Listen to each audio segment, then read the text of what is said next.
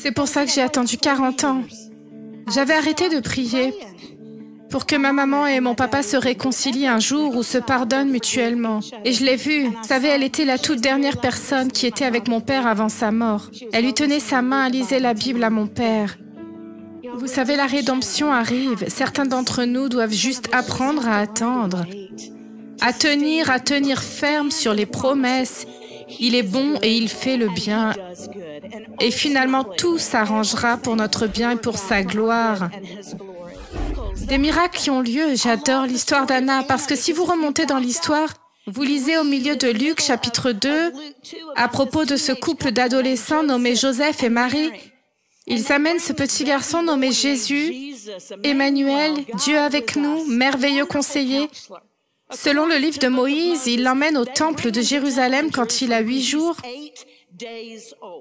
Parce que c'est ce que disait la loi de Moïse. Il devait emmener le premier mâle qui ouvrait l'utérus. En d'autres termes, le premier-né de chaque famille. Tu devais amener au temple et devais le présenter devant le Seigneur afin d'être consacré au Seigneur. Tu devais le présenter devant le Seigneur alors que l'enfant avait 8 jours. Alors pensez à Anna, elle a 103 ans. Elle est dans les toilettes des filles. Elle remplit le distributeur de serviettes en papier. Elle entend son meilleur ami Siméon, qui est aussi vieux que de la poussière, il est dans le temple. Elle l'entend commencer à chanter parce que Dr Luc dit que Siméon, cet homme, avait également prié la même chose qu'Anna avait prié. « Seigneur, ne me ramène pas à la maison jusqu'à ce que je voie le Messie. Je ne me soucie de rien d'autre. Écoutez la suite. Laissez-moi juste voir Jésus, laissez-moi voir Jésus. » La plupart des théologiens pensent qu'il est octogénaire sur la base d'autres documents. C'est donc un vieil homme, et c'est une vieille femme. Je ne sais pas s'ils sont sortis ensemble, ce serait tellement cool, si. Mais quand il voit ce couple entrer au temple, et Joseph porte un sac à dos, il y a un pigeon qui piaille dans le sac à dos parce qu'il n'avait pas assez d'argent pour sacrifier les colombes. Ils ont dû obtenir la version ristourne du sacrifice parce qu'ils étaient pauvres. Ils viennent se promener dans le temple, il a des pigeons dans son sac à dos. Et Marie porte un petit garçon de 8 jours. Et à l'instant où Siméon voit ce bébé, il dit « C'est Jésus. C'est Jésus. Il est le sauveur de toute l'humanité. » Il se met à chanter une chanson qu'il a lui-même écrite. Il ne l'a jamais chantée auparavant. Il commence à chanter au temple et Anna est dans la salle de bain et elle entend la chanson parce qu'il est vieux. Sa voix est fine et bancale. Elle pense « Oh, il s'est cassé une autre hanche ». Et elle charge dans le temple pour qu'elle puisse aider son amie. Et à l'instant où elle se met à courir vers lui dans l'allée, elle voit ce bébé. Et Anna, une femme de 103 ans, il nous est dit, et venant à cette heure même, elle commença à rendre grâce à Dieu et de parler de lui à tous ceux qui attendaient. Attendez la rédemption d'Israël. Il est là, il est là, il est là. Brandir une épée et un bouclier, se tenant debout. Ce n'est pas la posture de la passivité, c'est en fait la posture du pouvoir, afin de dire qu'il le fera. Seigneur, je marcherai là où tu me dis de marcher, et jusqu'à ce que tu me dises de bouger, je vais me tenir ici avec mon front vers le reste du monde. Et je vais dire, mon Dieu est un grand Dieu.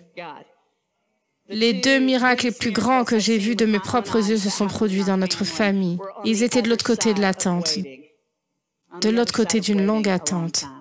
Le premier miracle, vous connaissez, c'est ma petite fille Missy. Elle était en fait ma 3e tentative d'adoption. Je ne peux pas imaginer ma vie sans elle. Elle n'est pas mon espoir. Jésus est mon espoir. Et quelle grâce merveilleuse qu'il m'ait donné un enfant qui me ressemble presque. Et la plupart des gens n'imaginent pas qu'elle est adoptée. Le 2e miracle s'est produit 2 semaines après que je me sois engagée à adopter Missy. 2 semaines plus tard, ma mère a subi une intervention chirurgicale majeure. Elle est entrée, subit une opération de 5 heures. Et les chirurgiens sont sortis et ont dit, on pense qu'on a enlevé tout le cancer. On pense qu'à la suite de l'opération, votre mère a un très bon espoir de vivre au-delà de tout ça. Et puis 3 jours plus tard, alors qu'elle est encore à l'hôpital et que sa santé déclinait, Les chirurgiens ont de nouveau rencontré ma sœur et moi. Ils ont dit, en fait, on ne peut pas expliquer pourquoi sa santé décline. Mais si quelque chose ne change pas, ses constantes sont de plus en plus bas. Et même si on pense qu'on a enlevé le cancer, on pense aussi que vous devez tous vous préparer pour la mort de votre maman. Et ma sœur et moi sommes restés pour veiller à son chevet. Il l'avait intubée, elle ne parlait pas beaucoup. La plupart du temps, elle n'était pas avec nous. Mais 4 jours après l'opération, elle a ouvert les yeux et a en quelque sorte murmuré « J'ai besoin de voir ton père ». Ma sœur m'a regardée parce que notre père, notre beau-père, Papa Angel, était décédé 1 an auparavant.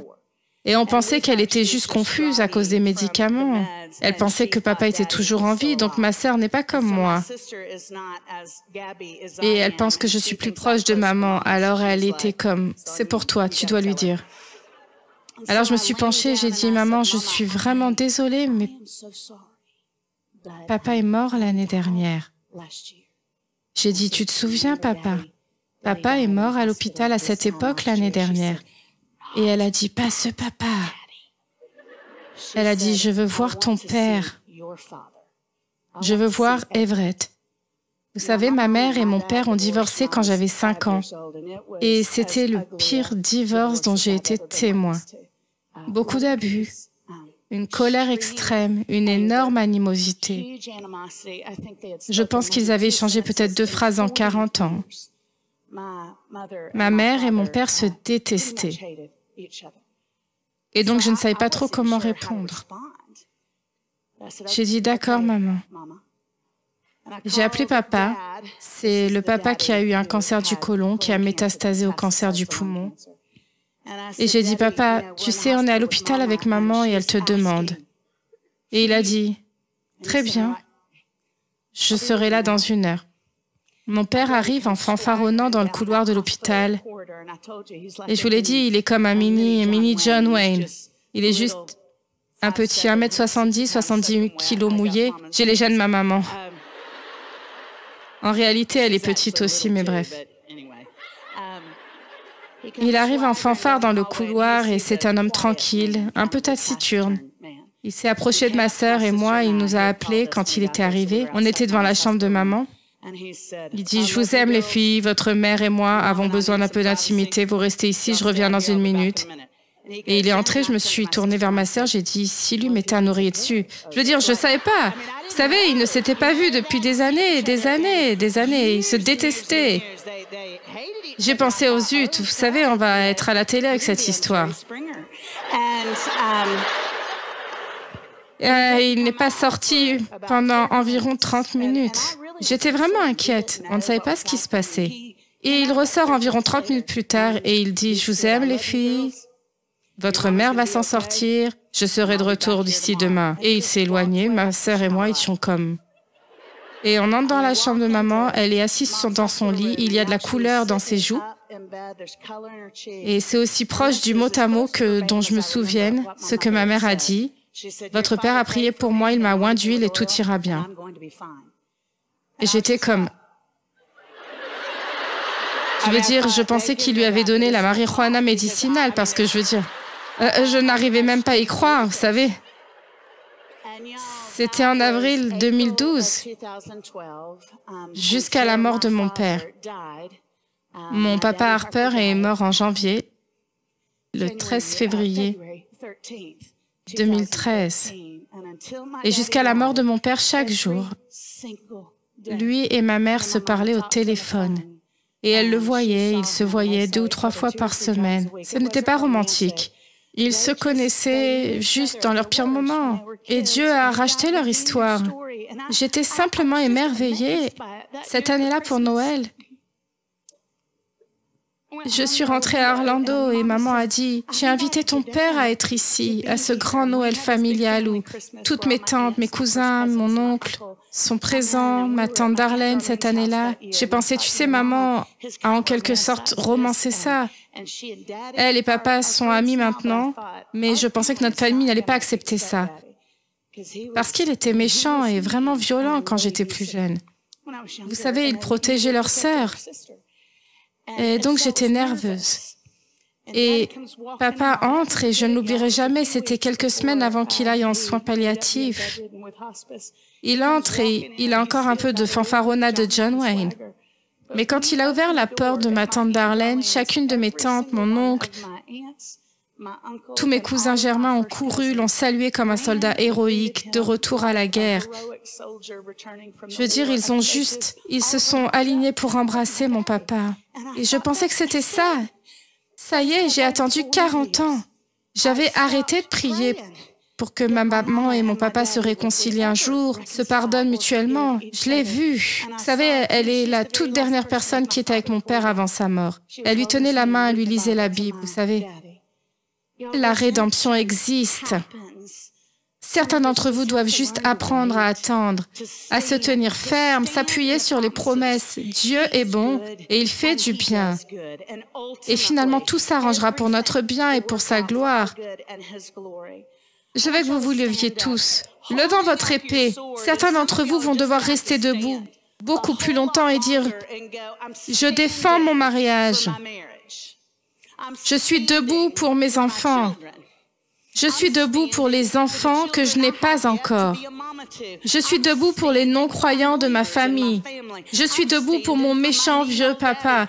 Je vais me lever parce que Dieu est bon et qu'il fait le bien. » Shalom, j'espère que vous avez aimé cette vidéo. Abonnez-vous pour ne pas rater nos programmes. Merci de faire partie de notre famille TBN. Que Dieu vous bénisse. Shalom de Jérusalem.